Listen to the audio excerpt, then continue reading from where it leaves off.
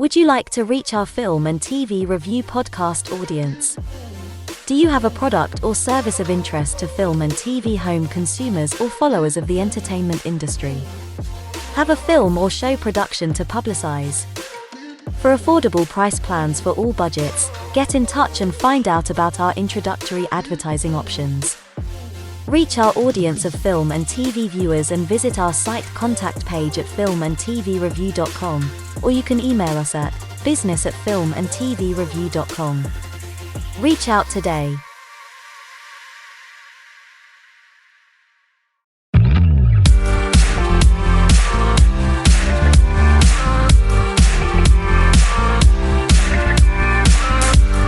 Welcome to filmandtvreview.com.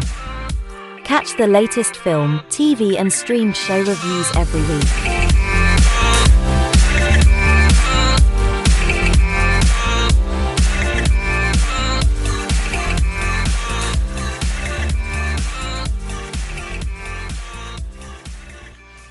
The views and opinions expressed by the authors and those providing comments are theirs alone. They do not reflect the views, opinions or position of filmandtvreview.com or their respective parent companies or affiliates.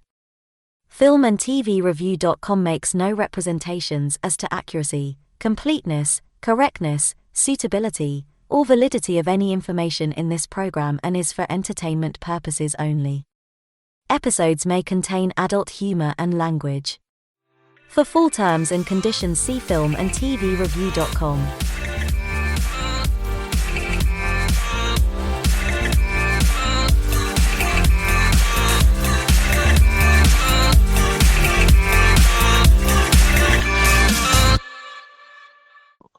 Hello and welcome to a film and TV review special. This one's on, of course, Ashoka, the latest Star Wars live-action series, based on quite a upcoming and popular character. I think first introducing the Clone Wars, and that's of course Ahsoka Tano. And as a more of an old school fan, I kind of like a bit more cautious about how this character was, introducing it originally, how she was going to be quite a younger version, almost a very annoying little apprentice to Anakin Skywalker back in the Clone War days, but I think gradually she's kind of develop quite an interesting arc to her story, and a reflection of the Jedi Order and where new members fall in and philosophies and all that, and it quite probably a interesting arc over the prequels and the original trilogy era, and then where we are now with Ashoka. But I kind of enjoyed her, her arc and her character, and that kind of won me over. But so we first we'll just start with some good impressions of what we thought of this initial series, live action series, another one by Disney Plus, the latest one, and the first two episodes were a premiere of a 2-hour features, episodes 1 and 2. Just thought we'll go around the room, joined by Richard and Noel, who's joined us today. Hello. And also what the initial impressions of Ashoka is from the series, and maybe what we like about her previous incarnations, and whether they were done justice in this. So, Richard, do you want to start?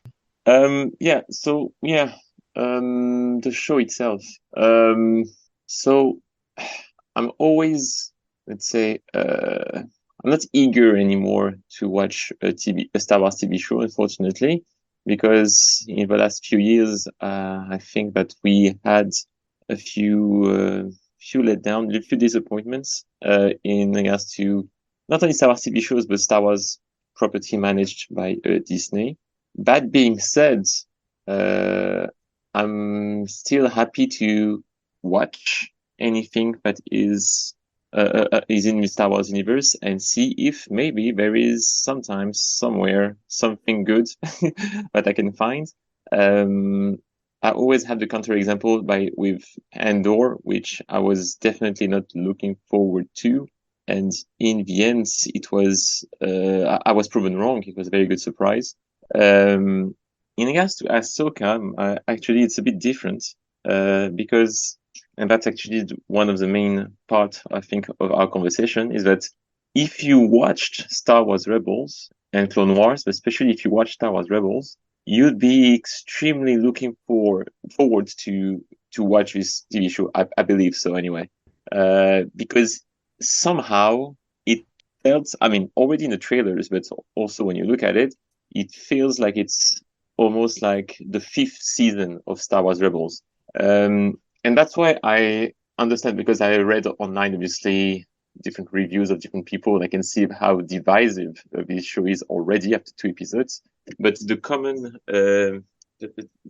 thing that I kept reading is the fact that, yeah, it's true that if you are a fan of previous Dave Filoni's works on Star Wars, you will find something for you in this show. If you are not familiar with his work, you might feel lost after 5 minutes, probably, and also not interested in what's happening, and which is fair. Fortunately for me, as I said, it's a bit different than other TV shows because I was a big fan of Rebels. I was a big fan of Clone Wars, and I was really looking forward to this show since it was announced, which I believe was back during lockdown. I believe it was announced when actually there was like December, November of some year, I don't know, when Kevin Feige was very proud to announce all this, and Kevin Feige and also Kathleen Kennedy was very happy to announce 1,000 TV shows from MCU and 1,000 TV shows for Star Wars during like, I don't know, for something for the shareholders, I think, of Disney. And of all the projects, that's the one that caught my eye. And why is that? Is because I think that Star Wars Rebels was a very a strong addition to the Star Wars universe. It has great characters, great new characters that prove that actually it's possible to bring new stuff to the Star Wars universe and do it right. The group of rebels, the Star Wars rebels, all of them were very interesting. And in this show, in Ahsoka, there's a good chance we see most of them. I will not get into my theories yet, etc. I will just do like a quick presentation. But yeah, we are following obviously Ahsoka Tano and apparently her apprentice, for what I understand, Sabine Wren, who was part of this crew from Star Wars Rebels. Sabine Wren, who is a Mandalorian, I think so, anyway. Well, actually, I have to talk about this. Well, their main goal, I don't know actually if it's true what I'm saying. Yeah, the main goal of Ahsoka Tano is to find Great Admiral Thrawn. And in a way, that's my personal opinion, she's manipulating Sabine Wren to get her help, because she's saying that if we find Great Admiral Thrawn, we will find Ezra Bridger, who is not a member of the Star Wars Rebels crew.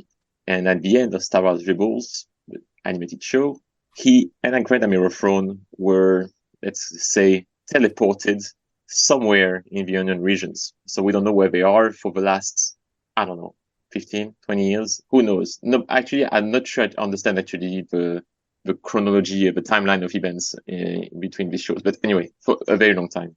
And since Sabine is very close to this Ezra guy, she's definitely, after some hesitation for some reason, she definitely joins Ahsoka in her journey. And so that's the part where it's definitely appealing to Star Wars Rebels fans, and it's the continuation of Star Wars Rebels. But if it was only that, I think it would be boring, because it will be the same mistake that Disney has done in the past, which is only relying on previous Star Wars characters and previous Star Wars stories.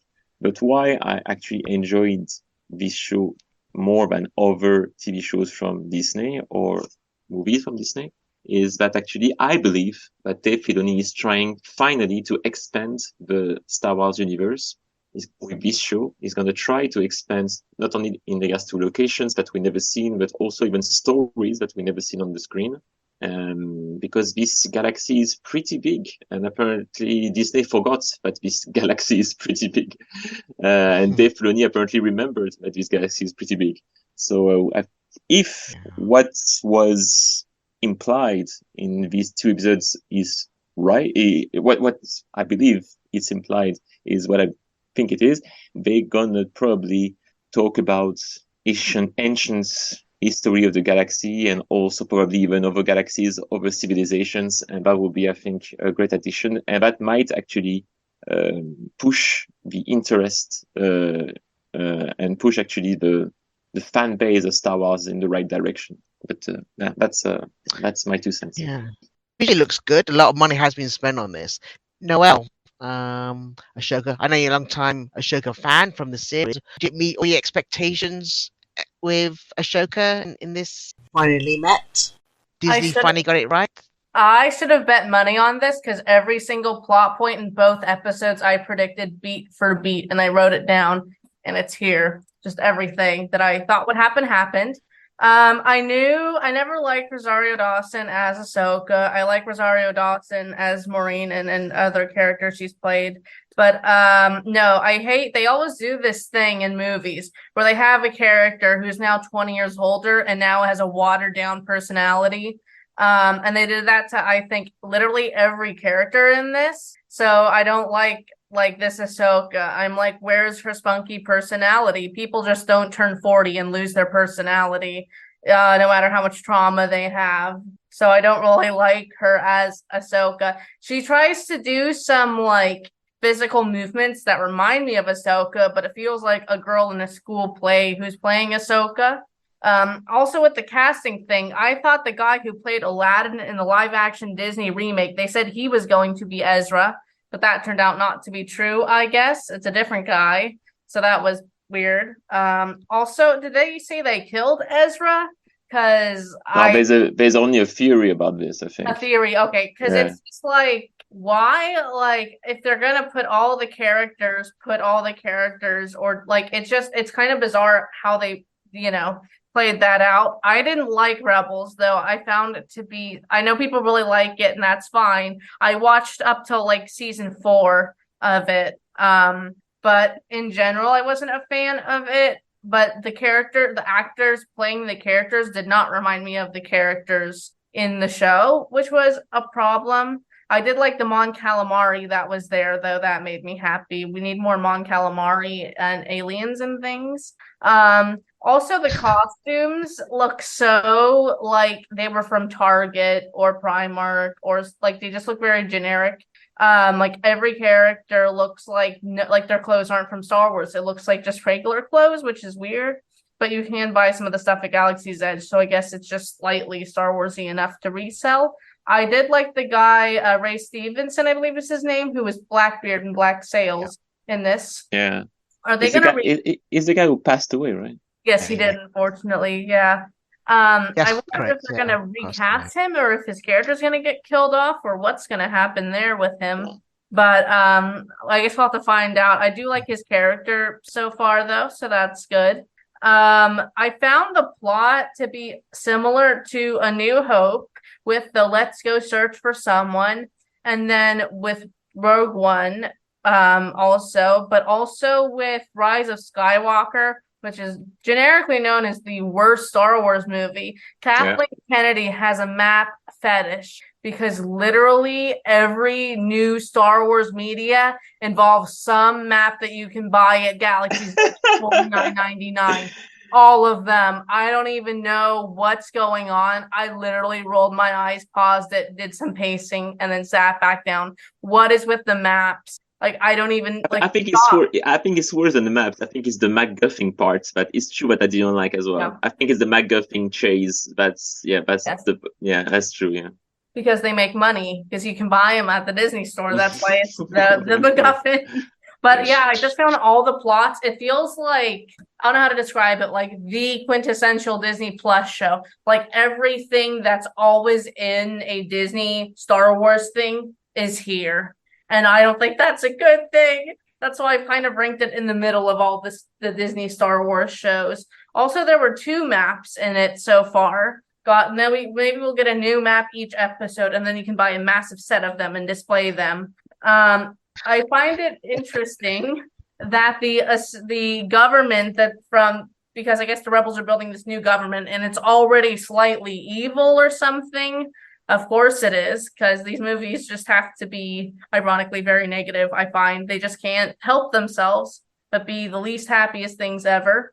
I will say also it's not very subtle. Like every time the Clone Wars or even the original 6 movies would do something to show you something, it would be subtle.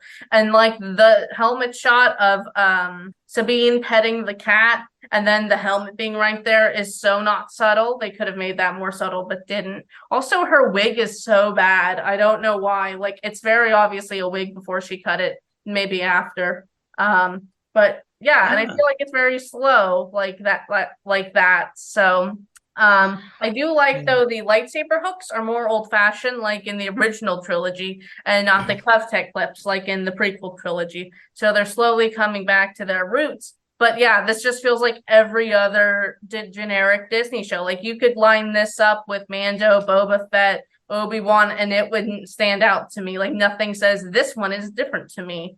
It kind of like transitioned from his, of course, animated series, which was getting more cinematic, and then I think you can't quite take a costume from an animated show and plonk it straight into live action. It just looks like you've just said, a bit like cosplay. The problem is not the Rebels costumes don't look like the animated ones. The problem is like compared to the prequels or the originals or even the sequel movies, they look very generic. It's not that they don't look like their animated counterparts, it's that they look like just Earth clothes and not like, the original movie clothes. Like when you watch the originals, they look so unique, those clothes, and that's not the case with these. That's my problem. I mean, there's a bit more a lived in real life, how what real, more costume-esque, like as a character who'd be living in an environment like that would be. But it is, I think a bit more thought into how you translate them into a cinematic live action environment. Probably needs a bit of looking at. The pacing, you're right, there are some very long shots where you are walking and you are looking and you are turning this and that, and it's like, well, you even could look at the original. Watching a documentary yesterday on the making of Star Wars, and just how edited it was for then 97. It is jump, jump, jump, pace, pace, pace. You kind of join a scene when you're right in the middle of it, rather than right at the start. Then you get to what's happening, and then you enter. It's a bit of a pacing issue on that, and especially with it's 8 episodes in this. I think it really needs to come in right from the get-go and jump straight to what's happening, because I think there's a lot of. Actually, can I give a counter argument about what you just said, Jason? Can I say something this series compared to what we've Sure. No, because you said actually the 8 episodes part. And actually, again, I'm surprisingly actually the only one who defend this show. I'm out of character here. But actually, the fact that actually it's 8 episodes, it's give me a bit of hope, because they use these pilots in 2 parts to set things up. Everything is now in kind of motion. They are embarking on their journey but the last scene by doing like the exact same scene at the end of Rebels, and that's it. We're on journey. So now they have like, I don't know, 6 episodes. I want to say 6 hours. No, it's not going to be 6 hours. It's going to be 6 times half an hour probably of a show, which is much better when you think about it than, for example, this wonderful show called Obi-Wan Kenobi that was 6 episodes long and nothing happened for 5 episodes and a half. So hopefully in that way, things will become straight interesting in the 3rd episode. I'm crossing the fingers here, but might be right now. I think you're right that the less episodes will be better, because the longer ones, or the more amount of episodes tends to decrease in quality. So they're forcing it to be as condensed as possible. So I think you're right that it could be, better because of that.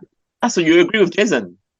Well, I think it's. You agree with Jason or with? Yeah, these are two. I think she's halfway in the middle. I think she's optimistically, with the pacing. I think we can give these two a pass. I'm saying that this will be better than like a show that gets 4% on Rotten Tomatoes. That's not saying much. What are the ratings for Book of Boba Fett and everything else? But that's like a common complaint with all these shows, is that there's just so much time. I think because there's been a lot of. Yes, it's very much. I think we've been here where you've had some great 1 or 2 episodes, and then it kind of falls flat in the middle. And I hope this won't. I have a bit more optimism with Dave Filoni maybe orchestrating. He knows the characters, he knows how a series works, animated or not, and with the story arc where you need to be, it'll probably give it a bit more shape. This series. I mean, I can't say it's bad. It's not. It's actually it's probably the more optimistic looking. If I'm looking as a Star Wars fan than I have been for a while. Production value is always quite good anyway across the board, but it's we've lost a lot of goodwill from a lot of fans along the way to get to this point. So I hope it's enough what they got going. But I I will agree with Noel on this point. Maybe with Rosario Dawson, I don't think she's the right casting for this. I'm probably a minority. She's a good actress, I but think I agree on that part. I agree with think both of you, to be honest. maybe it's inescapable. Yeah, it is inescapable. Maybe because of the time frame. Because we're talking about 5 years after Return of the Jedi, so we're talking maybe 25 years past the Clone Wars or whatever it is. It's like so she's an older character, but there's something if you look at the Clone Wars, how maybe her best story, her best part of her arc was when she was young and then discovering how disillusioned she was with the Jedi Order and why she left. And it was so that's what made her character quite intriguing viewpoint to look at, to say, look, things are not so great on the good guys, end quote, what we have here. And maybe this is why we have this grey Jedi, or where everyone has to explore what the Force is to them. And even Luke goes through this whole process when we meet up with him, even in the sequels, he's more disillusioned than he was to begin with. But Sequels don't count; those aren't real. it's interesting. I mean, what we got. It does seem promising. Thomas, if you've got anything that you want to add on, did you like the series, or I thought did you it fan, was or yes or no? so far. I really enjoyed the continuation of Rebels, the storyline that started in Rebels, and I really enjoyed the new take of the character, including Ahsoka, on how stoic she is. It adds more to the mysterious aspect to her character, and we don't even know what she's been through since Rebels, because a lot had happened since Rebels. An entire war had started and ended. So I'm hopeful that we'll find out more what she went through during this Galactic Civil War. And I thought with Sabine, she was okay. Yeah. I thought the actions were good, but there's something about her portrayal that felt all right for me. Hera was spot on. Chopper was spot on, and it was great to see Ryder Azadi in live action, and why regarding the entire map situation, a bit of a mumbo jumbo sort of stuff, classic Star Wars. Regarding Ray Stevenson's portrayal of Balon Skull and his apprentice, I can't wait to see more of those two characters, including the Inquisitor Marok. But coming back to the maps, eh, I enjoyed the callback to earlier Star Wars stories from episode 4 and 9, and, and but I and the but yeah, the opening of episode 1, I enjoyed on how it harkened back to episode 1 with the two wolf figures that come into a spaceship and they call havoc. They were great. Great. That episode 2, they the one thing I didn't understand was why did the worker in that were working on Grand Admiral Thrawn lady, her character, on her spaceship, why were they Imperial? Why didn't the New Republic employ people who are loyal to the code rather than the Empire? That didn't make sense to me. I found bizarre. Why would the New Republic Did you say, Thomas? Sorry, Thomas. Did you say that you didn't understand why the New Republic would hire people who were still loyal to the Empire? Yes, I did say that. Yeah, I think actually it was a smart, in my opinion, I think it was pretty smart. It's a bit like this episode in The Mandalorian season 3, the one episode that is not about the Mandalore and it is on Coruscant. and it's about the rebuild of the New Republic. Well, the start of the New Republic. And obviously, I actually like that part because it's the politic part of Star Wars universe. The idea that people, let's forget about politicians, etc. People cannot switch from one day to another, from one political regime to another, from any dictatorship to republic or whatever. And we talked about Mandalorian. I was comparing with the French Revolution, and that people think that the French Revolution happened only in one day, in July 14, 1789, but actually it took literally between 10 to 40 years for the people actually to go from the monarchy to a real republic, with so much chaos between, especially with Napoleon, etc. So it's not completely crazy for me to see actually this told in Star Wars, saying that there are still a lot of people who actually are trying to follow the new regime, but their loyalties are still questionable, let's say. I never thought to see it that way. Yeah, I always actually like that the political part of Star Wars. But I think Disney finds it a bit troubling to really address these shades of grey and transition and midpoints. There seem to be hints. Even Ashoka herself, initially, her character was born out of this whole grey area of, a Jedi lost their way, and even, Count Dooku is the same, and even I would say Baelish kind of shows, the Ray Stevenson character kind of shows maybe he doesn't agree with what we have now, but maybe he's not fully with, wants an empire again, but rather there's a dissatisfaction with the status quo and wants to eke out, a third option almost, but they get trapped in the middle. And there was always, I would say, with the Lucas time, with the prequels, he was even, addressing that more head on with the Dooku character, and it was Disney maybe doesn't do it so well, but maybe with Dave Filoni he tends to. So I think as we get this shift with Disney maybe into the people who kind of know their law and how to make things, how to start exploring these more grey threads of good and bad and so forth, it makes it for much more interesting characters to evolve, and it gives a bit of hope to exploring and making Star Wars as a talking point or that kind of arena for it. And that's the most interesting things to mine. I think the Disney era didn't, or rather with the sequels, they tended to withdraw back from that. But it could be an interesting exploration of it.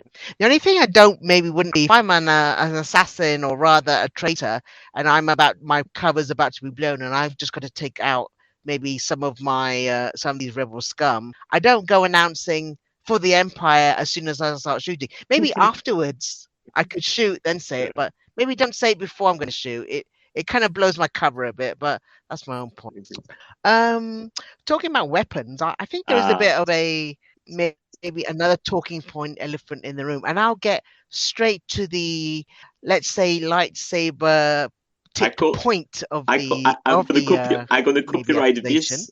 I'm going to copyright this. Just as I said, I'm going to call it the Qui-Gon Jinn recurring humiliation in Star Wars, and you will see what I'm talking about. Go ahead. Let's talk about It's time we talk about Qui-Gon Jinn and maybe how some Jedi should really just shake off their injuries, because I think there is an incident here where we get a bit of lightsaber use, and not the first time in a Disney series or Star Wars Disney series, a good old lightsaber to the chest or to the abdomen, and it really is not as fatal as one would believe it would seem. How? Is it bother you a bit? Maybe Qui-Gon Jinn. Honestly, my problem, I don't know. The first episode ended on this. That's the last shot. But actually, she is like on the floor, and you think, wait, did they just kill Sabine Wren after one episode? And it took me 5 seconds to realize, obviously not. And I was thinking, because the marketing campaign, this actress was at Star Wars Celebration a couple of years ago. I was thinking, no, it can't be. I was thinking, are they going to do the same mistake they did the other time? Did you think? And they did even worse, to be honest. To make a point. Because the last time in I, Obi-Wan stuff, maybe it's this girl who I forgot the name, yeah. who was some kind of Sith Uh, Inquisitor or something. And I think this one, the she was Inquisitor, yeah. stabbed Vader. twice and she survived. They're correct. So now, Well, apparently, being stabbed with a lightsaber, you just have to go to the ER, and in 24 hours you are good to go. they don't make Okay. lightsabers like they used to. They keep changing the rules. But with Qui-Gon and Obi-Wan was fighting Darth Maul, and it took time for him to defeat Darth Maul. And when he went to Qui-Gon's side, he said it's too late. When in not Rebel, Ahsoka, uh, the Ahsoka and her team, her set, were on their way to drive Hattie back away from Sabine Wren. So and Hattie just ran off because he knew that he'd be outmatched by Ahsoka. So are you saying it's a question of time? A Yeah, question of a time. Qui-Gon didn't have. Yeah. If there was like a medical pod or whatever to take Qui-Gon straight away, he would have survived. true, but Darth Maul was in the way. But she may have had some skill like force healing or force band-aid, which probably has to be canon by the end of this sentence. Will be. It's going to be maybe some emergency medical kit. Look, to be fair, maybe she was in a quick attendance to her to Ren, so maybe some emergency members just in case. But I can't quite maybe explain where for the Inquisitor in the Obi-Wan series. I think she did get quite disemboweled quite well, but has some. Who knows? Could think they that's a not have story just like injured her for a another different time. way? Because like But how because in Attack of the Clones, Obi-Wan and Anakin both get injured fighting Dooku. Neither of them just get kebabbed. They just get like slashed and that's Yeah. enough. So like Yeah. they could have just done that, but they wanted to go the dramatic stab like Romeo and Juliet route for some reason. Yeah. Yeah. I also it wasn't really made clear to me how Sabine got down like and up, like she gets knocked off, I think, part of her high building and then ends up on the lower half, and no one explains how that happens. Also, did she just like leave her lost cat for a minute? It's like, I don't know. It just the dots didn't connect for me. But I'm happy they didn't show her being perfect with a lightsaber, because I would have like rolled my eyes if she was like perfect with the lightsaber the first Yeah. time. Yeah. That's actually an improvement from the movies. Actually, but she's not perfect straight away without actually almost like 2 years of training. Yeah. Exactly. We like seeing the struggle. It reminded me a bit of how like Luke was fighting in Empire when he first meets Vader, and he's had very little training and he's trying to like swing it around. Like that's what it reminded me of. The problem with, well, again, we are joking about this, but the problem with this moment at the end of the first episode and the things about Obi-Wan is that now there is not much suspense. When people are fighting with lightsabers, it's going to become like the Island movie and TV show. That actually the only way to make sure that you kill someone, you have to Decapitate him. Yeah. That's the only way, apparently. Because everyone can survive anything else unless you're Apparently. a background clone or droid or something. Exactly, yeah. Yeah. Sorry, I was just going to say, yeah, well, what is, I mean, I think generally we're quite intrigued by this series. I think there's more open possibilities, despite some comments saying it's a bit meh, a bit pacing and a bit of fighting's a bit, a bit, over the top, but it's rather, it has more promise I think from so. a series I've seen for a long time. What Noel was mentioning before, all the things that he mentioned, actually, you can only agree with her. Now, I'm not being sarcastic, I'm serious. That being said, again, I insist on the fact that I have a feeling that compared to, again, Obi-Wan for me was a disaster because it felt completely without any reason to exist, literally.